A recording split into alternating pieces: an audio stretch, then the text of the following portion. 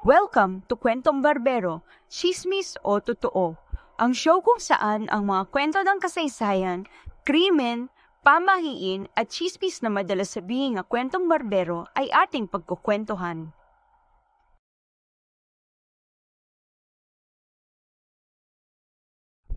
Ako si Marites Historian. Sa ating channel, hindi lang chismis kundi pati mga misteryo ng nakaraan, pamahiin, krimen at kasaysayan Pilipino ang ating pag-uusapan.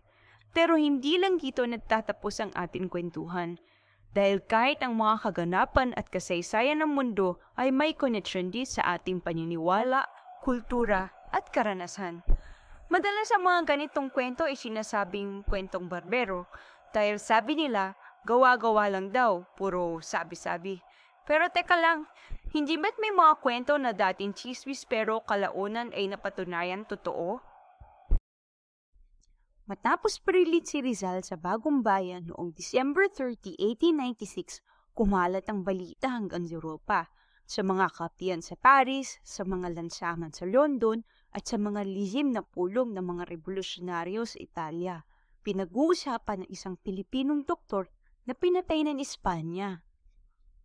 Pero sa gitna ng mga banyagang nakikinig sa kwento, may isang lalaki na hindi lang basta naapektuhan, kundi nagpasya na gumawa ng hakbang, isang plano na tatawid ng kontinente, haabot sa mismong puso ng kapangyarihan ng Espanya, at magtatapos sa 3 putok ng baril laban sa pinakamakapangyarihang tao sa kanilang bansa. Totoo ba na isang banyaga ang nabuwis ng buhay para maghiganti sa kamatayan ni Dr. Jose Rizal? Si Michele Angiolillo Lombardi ay isinilang noong June 5, 1871 sa bayan ng Foggia region ng Apulia, Italy. Anak siya ni na Francesco Angiolillo, isang simpleng magsasaka, at Rosa Lombardi, isang may bahay na kilala sa kanilang lugar bilang relihiyosa at papangmahal na ina. Lumaki siya sa isang pamilyang hindi mayaman, pero binigyan siya ng edukasyon, isang pribileyo na bihira sa panahong yun. Nilang bata, matalino at mausisa si Michele. Mahilig siyang magbasa ng pahayagan at aklat tungkol sa politika at makabayang kilusan. Nang magbinata, naging typesetter at mamamahayag siya. Trabaho na nagbukas ng pinto sa kanya sa malayang pamamahayag at ideyang laban sa mapang-abusong gobyerno. Sa panahong iyon, lumalakas sa Europa ang kilusang anarchism. Ito ay ang paniniwalang walang sinuman, kahit ang gobyerno, ang dapat na may lubos na kapangyarihan. Niyakap ni Michele ang ideology na ito matapos makita ang kahirapan at kawalan ng hustisya sa lipunan ng Italy. Noong 1890s, lumipat siya sa mas malalaking syudad tulad ng London, Paris at Barcelona.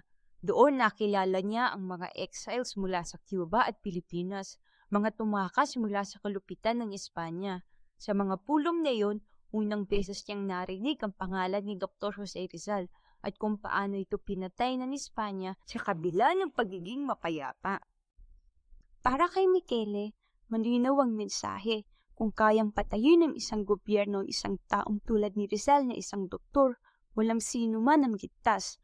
At doon nagsimula ang misyon niya, isang misyon na magwawakas sa 3 putok ng baril. Si Antonio Canovas del Castillo ang Prime Minister ng Spain noong maraming taon. Siya ang tinaguriang arkitekto ng tinatawag na restorasyon sa Espanya, kung saan ibinalik ang monarchy matapos ang magulong panahon ng republika. Pero sa ilalim ng kanyang pamumuno, dumugo ang 2 kolonya ng Espanya, ang Cuba at ang Pilipinas. Sa Pilipinas, sumiklab ang katipunan noong 1896. Sumagot si Canovas sa pamamagitan ng pagpapadala ng mas maraming sundalo, mas mahigpit na censorship at malupit na paghuli sa mga pinagsisinalaang rebelde. Isa sa pinakamalaking biktima ng patakaran ni Canovas ay si Dr. Jose Rizal. Sa kabila ng pagiging reformist at hindi direktang sangkot sa armadong revolusyon, tinakusan siya ng sedition at rebellion. At noon ng December 30, 1896, binaril siya sa Bagong Bayan. Ang balita ng pagpatay kay Rizal ay umabot hanggang Europa. Sa mga liberal at anarchist, si Rizal ay simbolo ng biktima ng kolonyal na pang-aabuso. Sa Paris, sa London, sa Rome, pinag-uusapan ang pagpatay kay Rizal. Lumabas ang mga artikulo sa La Justicia, La Correspondencia de España at mga banyagang pahayagan na naglalarawan sa kanya bilang isang martir. Para sa mga anarchist, hindi ito isang simpleng execution. Ito ay state murder. Sa mga mata nila, si Canovas mismo ang responsable dahil siya ang pumirma sa mga patakaran at pahintulot sa ganitong uri ng kalupitan sa Polonia. Matapos marinig ang balita tungkol sa Montjuic Prison sa Barcelona kung saan maraming political prisoners ang tinorture at matapos basahin ang mga articles tungkol kay Rizal na puno ng determinasyon sa Angiolillo, bumili siya ng revolver, sinundan niya ang mga balita kung nasaan si Canovas. August 8, 1897, isang tahimik na hapon sa spa ng Santa Agueda, Mondragon. Sa isang terasa, nakaupo si Canovas, nakasuot ng puting suit, nakataas ang binti at nagbabasa ng dyaryo. Sa paligid niya si Michele Androdillo, tahimik, magaan ng lakad. Sa bulsa niya ang isang revolver.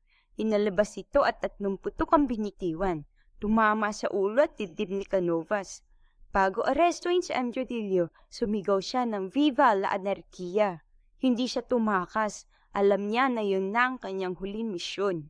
Sa kanyang paglilitis, hindi siya nagpakumbaba. Sinabi niyang ginawa ko ito bilang hustisya para sa mga biktima ng tyranny sa Cuba, sa Montjuic at sa Pilipinas para kay Jose Rizal. August 20, 1897, 12 araw matapos ang pagpatay kay Canovas, winakasan ang kanyang buhay sa pamamagitan ng garote. Ang kamatayan ni Canovas ay nagdulot ng pagkabigla sa Espanya at pagbubunyi sa ilang sektor sa kolonya. Sa Pilipinas, lihim na ipinagdiniwang ito ng mga revolusyonaryo. Tinuring itong hustisya para kay Rizal. Sa huli, binayaran ni Michele Androdillo ng sarili niyang buhay ang kanyang paninindigan. Para sa ilan, isa siyang mamamatay tao. Para naman sa iba, siya'y bayani ng katarungan para sa lahat ng biktima ng kolonyal na pang-aapi. Kaya ang verdict, chismis ba o totoo na isang banyagang nagiganti para kay Dr. Jose Rizal? Ito ay totoo. May mga dokumento, testimonya at may koneksyon sa panahon. At dito natin nakikita na kahit sa malayong Europa, umaabot ang anino ni Rizal. Hindi lang siya bayani sa Pilipinas, kundi simbolo ng paglaban sa tyranny sa buong mundo.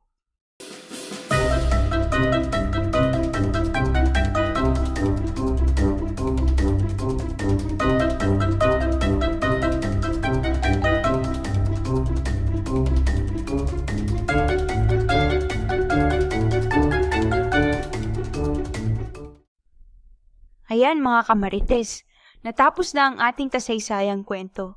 Sa channel na ito, pag-uusapan natin hindi lang ang mga sikat na bayani, kundi pati ang mga misteryo ng krimen, kababalaghan, pamahiin, at syempre ang mga tinatawag nating kwentong barbero. Kung may gusto kayong ipaimbestigang kwento, comment lang. Huwag kalimutang mag-like, share at subscribe.